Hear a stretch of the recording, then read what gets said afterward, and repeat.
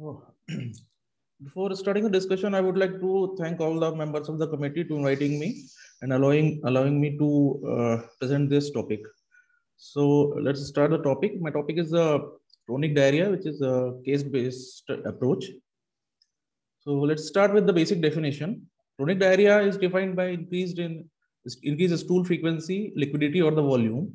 And particularly, diarrhea is objectively defined in terms of passing increased stool, which is mostly related to increase in volume or weight, should be greater than more than 200 grams Dr. or more Akash, than just to 200. interrupt you, please, Dr. Sorry. Akash, just to interrupt you, please make it full screen.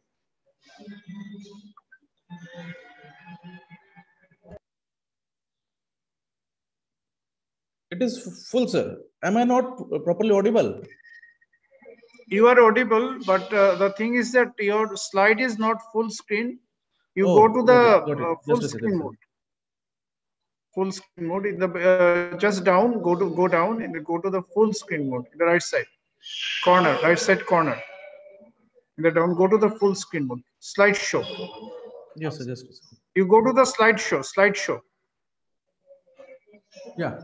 So, Yeah. diarrhea is defined as the increase in stool volume or weight more than 200 grams or 200 ml in 24 hours. So, it is important to consider that it's not the stool frequency which is important to define the diarrhea. It is the amount or volume of the stool which is important when we define the diarrhea. So, whenever we consider that patient is having diarrhea, it is important to understand one thing, that the normal stool frequency can vary from different population, and in the same population from each individual, the normal stool frequency can be different. So it is not important what exactly stool frequency is there to define the diarrhea. It is more important to define in terms of weight or volume, because as I said, that volume or the weight of the stool, which is more important when we define the diarrhea. And as I said, like, diarrhea is defined as acute or chronic, two types of diarrhea. And this differentiation is based on the duration. Then more than 4 weeks of increased stool frequency is considered as the chronic diarrhea. As this topic is mostly related to case-based approach, but before discussion on the cases, I would like to mention what are the epidemiology of diarrhea in India. So this is one study which was published in 2012 from SGPGI. Although the study was ruled out all cases of functional diarrhea, so mostly organic diarrheas cases were included in this study. So in India, this study was conducted in the north. So the prevalence is mostly related to the epidemiology in the North India. So which is roughly correlates mostly the data of the India, which roughly suggests that the most common cause of chronic diarrhea in India is tropical malabsorption. Mostly cases in India, which usually comes to us with chronic diarrhea, is associated with either tropical sprue or celiac disease. Second one of the common causes of chronic diarrhea is Crohn's disease. Then some less common causes are small intestinal bacterial overgrowth, some immunodeficient cases, AIDS related cases, which can itself present as a diarrhea because of underlying AIDS, or sometimes may be related to underlying some parasitic infestation, some opportunistic viral or fungal infection, may be directly or indirectly responsible for the chronic diarrhea. Then other parasitic infestation, GRDS is one of the common cause, which is sometimes ignored because we don't have sometimes adequate tool to diagnose the GRDS. Then certain other causes like hypogammaglobulinemia, then intestinal tuberculosis.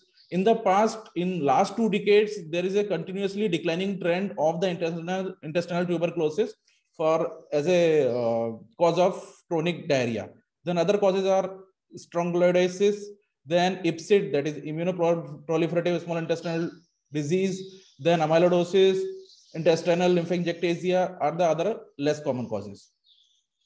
Then before discussion about the individual cases and approach, I would like to mention few terms which we use when we discuss about the approach, how we start evaluating cases of diarrheas. So the initial differentiation of chronic large volume diarrhea and small volume diarrhea is important because it gives us some clue regarding that which we should approach regarding the cause of diarrhea. So as I said, that there are 2 types of diarrheas which we can define on terms of history. That one is large volume diarrhea, that those patients who present to us with predominant involvement of proximal intestine, small bowel or proximal colon, that is right-sided colon involvement, usually present to us with a large volume diarrhea. And those patients who predominantly involve distal intestine, predominantly left-sided colon, present to us with a small volume diarrhea. Now, those cases who predominantly present to us with small bowel diarrhea are usually painless. The major cause behind this painless diarrhea is because of most of the causes which present to us with large volume or small bowel diarrhea are mostly malabsorption related causes, or sometimes some infectious causes which usually are painless. Then those cases who present to us with the distal intestinal involvement usually present to us with painful diarrhea, because the causes which usually comes to us with the small bowel diarrhea are usually related to either malignant causes or sometimes few causes which are maybe infectious but mostly present to us with painful diarrhea. Then what is the reason behind this volume difference? So when a patient present to us with the predominant small bowel involvement, the major cause of diarrhea is either infection, then secondary electrolyte, excessive secretion or impaired absorption, or sometimes secondary to excessive malabsorption leads to bacterial breakdown of these impaired carbohydrate or protein or fat. So these are the predominant source which is responsible for diarrhea and small bowel involvement. So that's why the diarrhea is high volume. But in the distal intestinal involvement settings, the diarrhea is predominantly because of excess impaired capability of large intestine, predominantly right side colon. Like the reservoir capacity of the sigmoid colon is lost. So in these cases, the stool will not be stored in the sigmoid colon, and excessive irritability and impaired reservoir capacity of the sigmoid colon leads to increased frequency and multiple times small amount diarrhea. So as I said, that large volume diarrhea associated with the larger volume but less frequency, and small bowel diarrhea because of excessive irritability of sigmoid colon and impaired storage capacity, there may be increased frequency but small volume diarrhea. Now, as it is quite obvious that the large volume diarrhea is associated with signs of hypotension, shock, or malabsorption, and small bowel diarrhea is predominantly associated with the colon, so chances of malabsorption, shock is quite uncommon. One different type of classification is available, which also help us to understand that what are the possible causes may be there during evaluation. And this difference or this definition is largely based on the stool examination. Before understanding of this definition, it is important to understand that in normal scenario, colon osmolality is around 190 milliosmol. So whenever a patient present to us with the diarrhea, if a patient present to us with the excessive electrolyte component in the diarrheal fluid, then what will happen that because of excessive electrolytes which will be lost in the stool may lead to increased availability of electrolytes in the stool, which will be responsible for higher osmolality. So there is maybe little difference between the osmolality between the colonic fluid and the stool fluid. So this gap will be lower in cases when the patient present to us with the secretory diarrhea, like those cases who presents to us with impaired electrolyte absorption. And the other scenario when patient present to us with the predominant malabsorption related cases like macronutrient like carbohydrate malabsorption. So in these scenario, majority of diarrhea is because of carbohydrate malabsorption. So in these scenario, the fluid osmolality will be quite low, and the gap between the stool fluid osmolality and the colonic fluid osmolality will be quite high. So in this scenario, osmotic gap will be quite high. So on the basis of this physiological phenomena, this difference is made that if the patient is having stool osmotic gap is more than 50 milliosmol is considered as a secretory diarrhea, and this gap is more than 100 milliosmol per kg is considered as the osmotic diarrhea. Similarly, those patients who present to us with secretory diarrhea, stool pH is quite higher side, while the patient present to us with osmotic diarrhea, stool pH is low. So this lower osmotic pH, this lower stool pH is because of higher carbohydrate malabsorption leads to increased availability of these breakdown products of carbohydrate in the colon. So the presence of excessive bacteria in the colon leads to excessive breakdown of this carbohydrate, which is responsible for acidic pH in osmotic diarrhea. Another definition is available, which also help us to approach the various cases of chronic diarrhea. Like as I said in the previous slide, that this different definition of osmotic and secretory diarrhea, what are the causes of osmotic diarrhea? As I already said, that carbohydrate malabsorption is one of the common causes of osmotic diarrhea. Then one of the second most common but ignored cause of osmotic diarrhea is laxative abuse. So these cases can also present with osmotic diarrhea. Then secretory diarrhea, which is quite more common, because the most of the cases which we usually encounter in the routine practice, that infections are one of the very common cause of chronic diarrhea.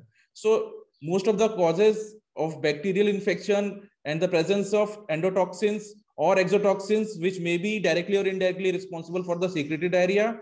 Then impaired GI motility related to either diabetic gastropathy or sometimes autonomic neuropathy. Then presence of certain endocrine related dysfunctions like hyperthyroidism, Addison's disease, then hormonal abnormalities, then carcinoid tumor, neuroendocrine tumors, then gastrinomas.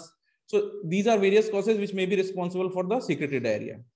Then fatty diarrhea, obviously we define fatty diarrhea on the basis of a stool examination, which we will discuss in the slides on the when we will discuss about the cases. So fatty diarrhea, excessive fat in the stool leads to diarrhea.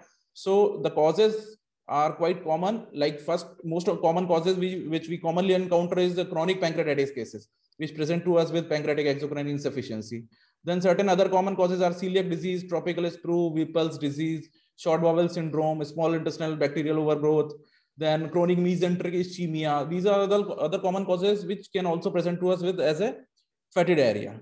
Then inflammatory diarrhea is quite a limited group of categories there, which is responsible for this type of presentation, like diverticulitis, certain infectious diseases like amoebiasis, Clostridium, CMV, HSV infection, certain malignancies, lymphomas. These are the cases which are primarily responsible for the inflammatory diarrhea. So before starting this discussion, I would like to mention that whenever we start evaluation of any case of chronic diarrhea, it is always important first to rule out the medication history that may be responsible for this type of presentation. So there is a long exhaustive list of medications are available which may be responsible for chronic diarrhea. I just mentioned this slide to mention that it is important to rule out these cases, these type of drugs. So these are the common drugs which commonly may be responsible for chronic diarrhea, like caffeine-related drugs, theophylline, acid suppressor, which we commonly give in the patients in the routine practice, PPIs. Then certain antibiotics, anti-inflammatory agents, various antihypertensives, mainly particularly beta blockers, then certain immunosuppressors, which we commonly give in the multiple indications, like most commonly mycophenolate mofetil. So let's start with the cases. The first case. So this is a 32-year-old female who presented to us with increased frequency of stools associated with significant non-documented weight loss since last 8 months. So it is important to understand that what is a significant weight loss. So normally we consider that weight loss of 10% in 6 months is considered as a significant. And as this patient presented to us without any documented history, that patient, as per the patient, she presented to us with the complaint of weight loss in terms of loosening of clothes and certain non-specific complaints related to weight loss. So we cannot comment on the exact weight. So we consider it as a significant but non-documented weight loss.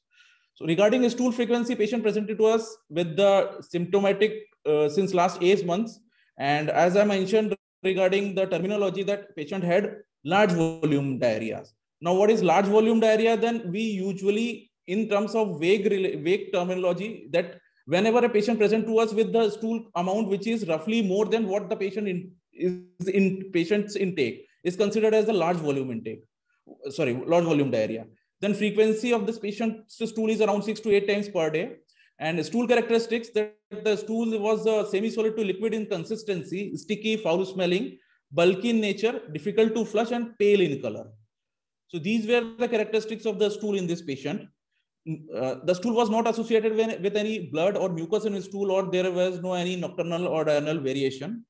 And stool frequency was not associated with any meal, no history of any anal incontinence, urgency, or tenesmus, no history of any pain, abdomen, fever, or decreased urine output, and there's no history of any passing of worms in the stool. Regarding past history, there is no history of any previous tuberculosis infection or any history of contact in the family member with the TB candidate, and no history of previous any systemic illness or any type of systemic illness like diabetes, hypertension, or hypothyroidism. And personal, family, and drug history was not significant. Regarding general examination, patient was afebrile, hairs, skin examination showed that the skin was dry, hairs were brittle, BMI was on lower side, pulse and BP was in normal range, mid upper arm circumference was on lower side. We have various parameters which we can use for the assessment of nutritional status, which we commonly use at mid upper arm circumference, which is quite easy to assess in the OPD basis with the use of measuring tape. Although triceps skin fold thickness is one of the another commonly used method for the assessment of nutritional status. Then mid upper arm circumference was on lower side. Pallor was present, clubbing was present. Patient had pitting edema in both lower legs. Rest of the systemic examination was normal. Rectal examination was done, which was normal. So after discussion of this history and examination, we concluded that this patient, the 32-year-old female, presented to us with chronic diarrhea, which is painless, large volume, diarrhea associated with significant non-documented weight loss since last 8 months, associated with anemia, clubbing, reduced mid-upper arm circumference associated with bilateral pedal edema on examination. Then after investigations, we find that patient is having anemia, which was microcytic hypochromic in picture. Counts were normal. ESR and CRP was in normal range. Liver function test showed that patient had altered liver enzymes. Transaminitis was there, which was approximately 2 times from the normal range. Ratio was normal. Protein albumin was in lower range.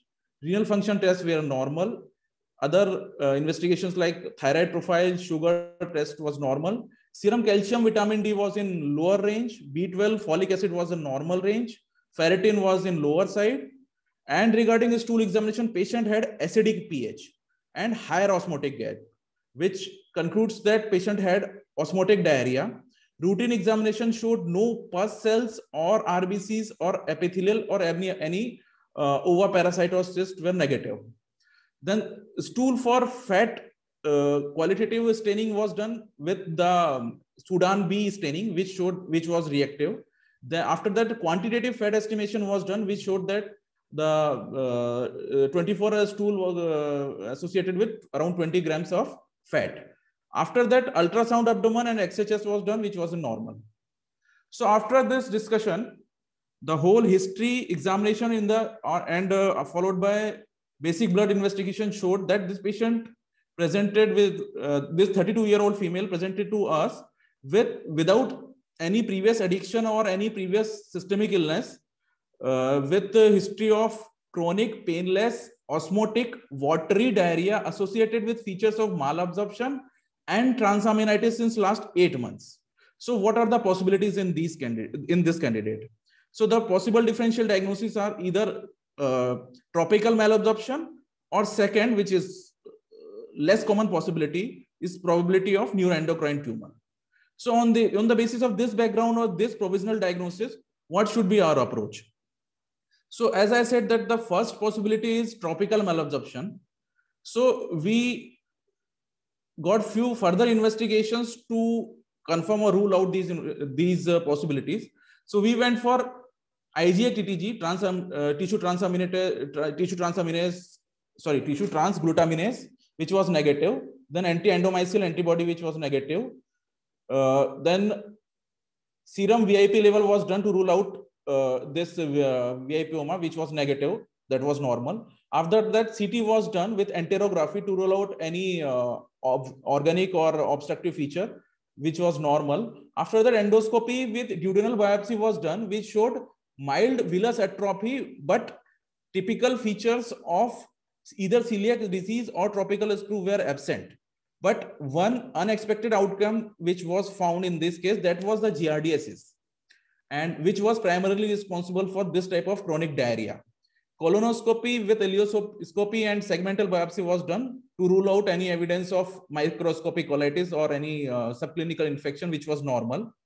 So after the whole discussion, we found that this is a case of villus atrophy. Now the causes of villus atrophy can be, long list is there. And the most common causes are tropical screw or celiac disease, which was not present in this case. So ultimately, the diagnosis of giardiasis was made in this case. After that, antibiotic was started and patient responded quite well. And right now, patient is asymptomatic. Another case, this is 45-year-old male who presented to us with recurrent episode of pain since last 5 years, associated with increased frequency of stools since last 1 year, associated with significant documented weight loss. Patient had history of weight loss more than 10% in 6 months, which was documented. Regarding pain abdomen, patient had recurrent episode of pain since last 5 years. Location of pain was epigastric, which was dull aching in nature, radiating to back, aggravating after taking meals, partially relieved on or stooping forward, which was non-fluctuant, persistent in nature, which was persistent for more than 24 hours, relieved only after taking medicines, and associated with autonomic symptoms. Then frequency of pain was actually in episodic nature. The frequency of pain was around 2 to 3 episodes in a year. And severity was so intense that every time when the patient developed pain, patient required hospital admission and IV analgesics. Regarding diarrhea, patient had an increased frequency of stool since last 1 year. And this diarrhea was large volume. The volume of stool was quite more than what the patient usually takes orally. Frequency was around 3 to 2 times per day, and stool characteristics were the consistency of a stool was around consistency was semi-solid to liquid, which was sticky, foul-smelling, bulky in nature, difficult to flush, and it was pale in color. Regarding negative history, there was no any associated blood or mucus in the stool. There is no any nocturnal variation, no history of anal incontinence, urgency, tenesmus, no pain abdomen during this diarrhea, not associated with fever or decreased urine output. Regarding past history, patient is a diabetic and receiving insulin therapy since last 1 year. There is no history of tuberculosis infection or any contact in the past, and no history of hypothyroidism or hypertension. Regarding personal history, patient is known case of alcohol use disorder, who is consuming alcohol since last 20 years on the regular basis, and approximate quantity was around 80 to 100 grams per day. This quantified in terms of that each standard drink considers approximately 14 grams single standard drink. So accordingly, it was quantified that on every occasion daily quantity of alcohol consumption was around 80 to 100 grams per day. And last alcohol intake was around 3 days back at the time of presentation. And he was consuming both country and foreign liquor. And there is a frequency of binge drinking around once in a week.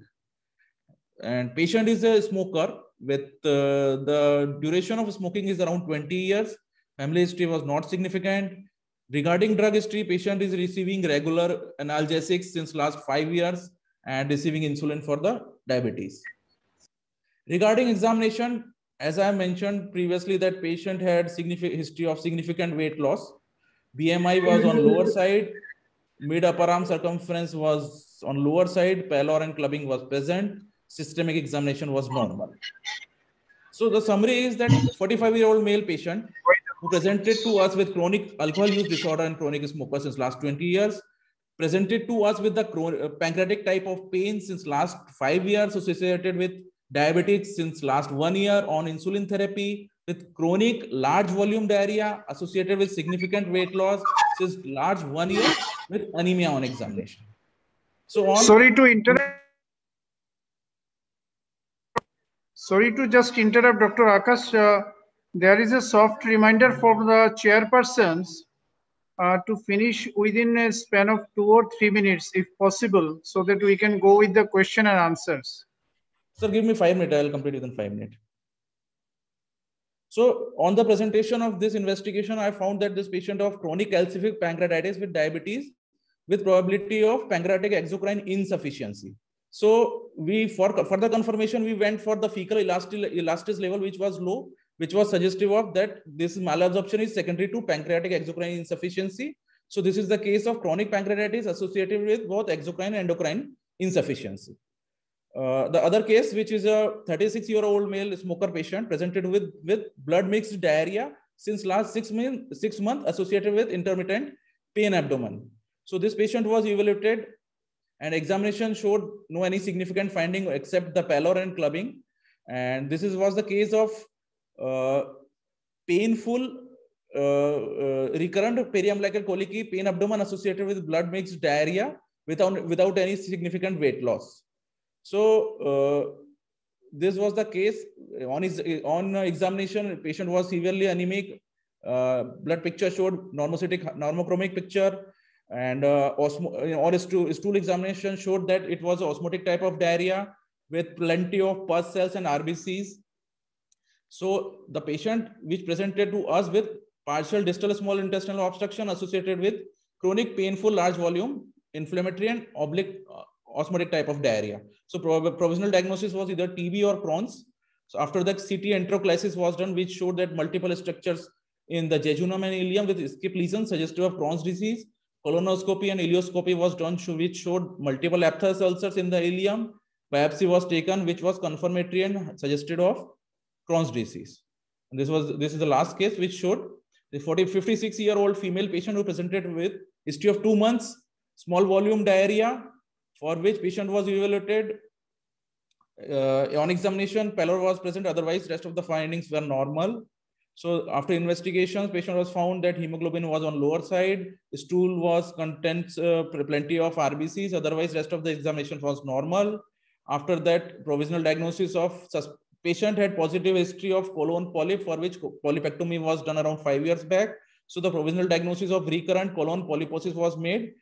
Other possibilities were CA colon and TB, for which colonoscopy was done, which showed that there is a ulceroproliferative growth in the mid-descending colon. Biopsy was taken, which was confirmatory and suggested of moderately differentiated adenocarcinoma. So this was the case of CA colon. So this was all 4 cases from my side. Thank you.